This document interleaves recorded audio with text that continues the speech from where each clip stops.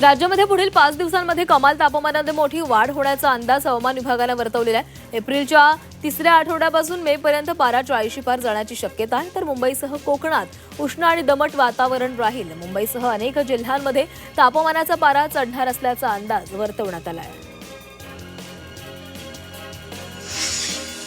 मुंबईला पाणी पुरवठा करणाऱ्या 7 धरणांमधील पाणीसाठा झपाट्याने कमी होतोय, त्यामुळे मुंबईकरांवर पाणी कपातीचं सावट आहे। राखीव पाणीसाठा न मिळाल्यास मेपासून 10% पाणी कपातीचा विचार महापालिका करते। सध्या राखीव पाणीसाठ्याचा प्रस्ताव मुंबई महापालिका आयुक्त अश्विनी भिडे यांच्याकडे मंजुरीसाठी आहे। येत्या आर्थिक वर्षामध्ये म्हाडा राज्यामध्ये जवळपास 13,000 घरं उभारणार आहे। म्हाडाच्या मुंबई, पुणे, कोकण, नाशिक, अमरावती, छत्रपती संभाजीनगर, नागपूर या प्रादेशिक मंडळांमार्फत ही घरं उभारण्यात येणार आहेत। घरांच्या बांधकामासाठी 2026-27च्या अर्थसंकल्पात तब्बल 10,430 कोटींची तरतूद करण्यात आली आहे। मुंबईमध्ये 2,500 घरांची उभारणी करण्यात येणार आहे। डिजिटल फसवणुकीचे प्रकार रोखण्यासाठी आरबीआय नवा नियम लागू करू शकते। नव्या नियमानुसार यूपीआयद्वारे पेमेंट करताना ते पूर्ण होण्यासाठी तासभराचा वेळ लागू शकतोय। 10,000 रुपयांपेक्षा अधिक रकमेचा यूपीआय किंवा डिजिटल ट्रान्सफरचे व्यवहार पूर्ण होण्यासाठी 1 तासाची वाट पाहावी लागू शकणार आहे। या दरम्यान ग्राहकाला संबंधित व्यवहार रद्द करण्याची संधी देखील असेल। मुंबईतील तिन्ही रेल्वे मार्गांवर उद्या विविध तांत्रिक कामांसाठी मेगा ब्लॉक घेण्यात येणार आहे। मध्य रेल्वेवर सीएसएमटी ते विद्याविहार दरम्यान सकाळी 11 ते दुपारी 4 पर्यंत ब्लॉक असणार आहे। हार्बर मार्गावर सीएसएमटी ते चुनाभट्टी दरम्यान 11 ते दुपारी 4:40 पर्यंत ब्लॉक असेल। तर पश्चिम रेल्वेवर सांताक्रूज ते गोरेगाव दरम्यान सकाळी 10 ते दुपारी 3 पर्यंत ब्लॉक असेल। पश्चिम रेल्वेवरील विरार दादर जलद लोकलनं भाईंदर स्थानकावरील नियोजित थांबा चुकवल्याची घटना घडली होती। घटनेची गंभीर दखल घेत रेल्वे प्रशासनानं संबंधित मोटरमनला निलंबित केलं। या प्रकरणाची सखोल चौकशी सुरू करण्यात आली आहे। ठाणे महापालिका आयुक्त सौरभ राव यांना अवमानाची नोटीस पाठवण्यात आली। मानपाडा येथील 100 एकर जागेच्या बदल्यामध्ये टीडीआर देण्याचे आदेश देऊनही आदेशाला केराची टोपली दाखवल्यानं न्यायालयानं ही नोटीस पाठवली आहे। पुढील सुनावणीला कोर्टात हजर राहण्याचे आदेश देण्यात आले। देशातील खासगी विमान कंपनी स्पाइसजेट 20% कर्मचाऱ्यांना कामावरून काढून टाकणार आहे। यामध्ये 500हून अधिक कर्मचारी विनावेतन सुट्टीवर पाठवले जाणार आहेत। स्पाइसजेटमध्ये काम करणाऱ्या वरिष्ठ अधिकाऱ्यांना जानेवारीपासून पगार मिळाला नाहीये, तर अन्य कर्मचाऱ्यांना 2 ते 3 महिने उशिराने पगार मिळतोय। अमेरिका आणि इराण युद्धाच्या पार्श्वभूमीवर दुबई सरकारनं येत्या 31 मे पर्यंत दिवसाला केवळ एकाच भारतीय विमानाला प्रवास करण्याची परवानगी दिली आहे। केवळ भारतीयच नव्हे तर अन्य देशांमधील सर्वच विमान कंपन्यांसाठी हा नियम लागू केला आहे। मात्र या निर्णयाचा मोठा आर्थिक फटका भारतीय कंपन्यांना बसणार आहे। भारतीय जनता पक्षानं येत्या 6 महिन्यांमध्ये 50 लाख प्रशिक्षित कार्यकर्ते तयार करण्याचा निर्णय घेतलाय। त्यासाठी डिजिटल प्लॅटफॉर्म तयार केला जात आहे। पक्षाबाबतची माहिती या प्लॅटफॉर्मवर विस्ताराने दिली जाईल आणि त्या संदर्भात काही प्रश्न विचारले जातील, त्याची उत्तरे द्यावी लागणार आहे। अकोल्यामध्ये 24 वर्षीय अभय गवईची चाकून भोसकून हत्या करण्यात आलेली आहे। जुना वाद किंवा किरकोळ कारणावरून अज्ञात हल्लेखोरांनी हा हल्ला केल्याची प्राथमिक माहिती आहे। पोलिसांनी 2 संशयितांना ताब्यात घेतले। आरोपींवर कठोर कारवाई व्हावी अशी मागणी मृताच्या वडिलांनी केली आहे।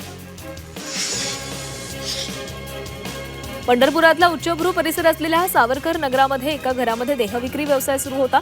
पोलिसांनी दहाड टाकून काही महिलांची सुटका केली आहे। अनेक अधिकारी आणि राजकीय नेत्यांची निवासस्थानं आहेत, त्यामुळे या घटनेनं शहरामध्ये खळबळ उडाली आहे।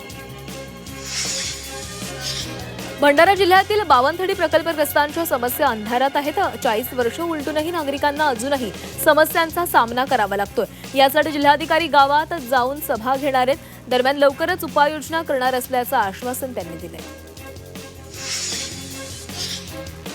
भंडाऱ्यातील वेगवेगळ्या ठिकाणी 7 जणांच्या टोळीनं 32 दुकानं फोडली आहेत। या प्रकरणी पोलिसांनी 5 जणांना अटक केली। त्यातील 4 जण अल्पवयीन आहेत, तर 2 फरार आहेत। या टोळीविरुद्ध ठिकठिकाणी दाखल झालेल्या प्रकरणात जवळपास 1,50,000पेक्षा अधिक रकमेच्या चोरी नोंद झालेली आहे। संभाजीनगर शहरामध्ये कर्णकर्कश आवाज करणाऱ्या बुलेट स्वारांवर वाहतूक पोलिसांनी कारवाई केली आहे। पोलीस आयुक्तांच्या आदेशानुसार राबवण्यात आलेल्या विशेष मोहिमेमध्ये तब्बल 705 सायलेन्सर जप्त करून रोड रोलर खाली चिरडून नष्ट करण्यात आलेले आहे। यवतमाळ नगर परिषदेच्या सावरगड इथं कचरा डेपो आणि प्रक्रिया केंद्राला मोठी आग लागली। 1 लाख मेट्रिक टन कचऱ्याचं मोठे ढीग 4 एकरामध्ये उभे झालेत। डेपोलगत असलेल्या शेतकऱ्याच्या चुकीमुळे ही आग लागल्याचं पालिकेनं सांगितलं। हिंगोलीच्या वसमत तालुक्यामध्ये फायनान्स कंपनीमध्ये काम करणाऱ्या 4 कर्मचाऱ्यांनी 25 लाखांची फसवणूक केलेली आहे। वसुली अधिकाऱ्यांनी वर्षभर जमा केलेली रक्कम कार्यालयामध्ये जमा न करता स्वतः वापर केली। या प्रकरणी वसमत शहर पोलिसांमध्ये गुन्हा दाखल करण्यात आला आहे। छत्रपती संभाजीनगरातील सर्व शाळांमधील पटसंख्येची पडताळणी 11, 15 आणि 22 एप्रिल रोजी केली जाणार आहे। यामध्ये 3700 शाळांमध्ये ही पडताळणी होणार आहे। यासाठी 136 पथकं नेमण्यात आलेली आहेत। पुण्यातील राजीव गांधी प्राणी संग्रहालयातील 30 चितळ आणि 10 सांबर सह्याद्री व्याघ्र वनक्षेत्रामध्ये स्थलांतरित करण्यात आलेले आहेत। यामध्ये 17 चितळ तर 13 मादी, 4 सांबर नर आणि 6 मादी यांचा समावेश आहे। सह्याद्री व्याघ्र प्रकल्पामध्ये वाघांच्या खाद्यांमध्ये तृणभक्षक प्राण्यांची संख्या वाढवण्यासाठी हा उपक्रम राबवण्यात आला आहे।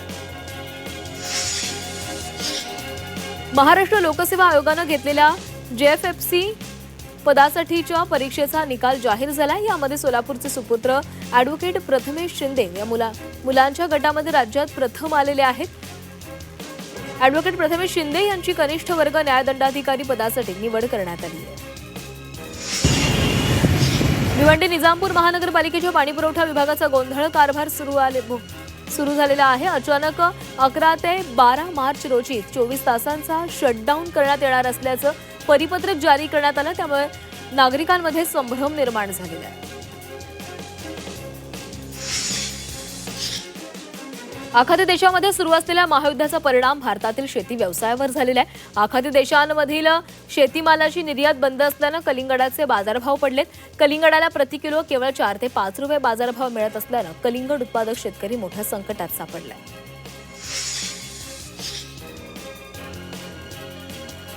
गॅस टंचाईमुळे केंद्र सरकारनं नागरिकांना PNG वापरण्याचं आवाहन केलेलं आहे। त्यानंतर गेल्या महिनाभरामध्ये महानगर गॅस लिमिटेड या कंपनीकडे PNGच्या जोडणीसाठी मोठ्या प्रमाणावर अर्ज येऊ लागलेत। तर PNGसाठी रस्ते खोदण्यास ही मुभा देण्यात आलेली आहे। पालघर जिल्ह्यामध्ये घरगुती सिलेंडरसाठी नागरिकांनी मोठी गर्दी केलेली आहे। बोईसरमध्ये सकाळपासूनच नागरिक रांगेमध्ये उभे होते। शहरीसह ग्रामीण भागातही गॅस एजन्सी बाहेर ग्राहकांच्या मोठ्या रांगा लागल्या आहेत।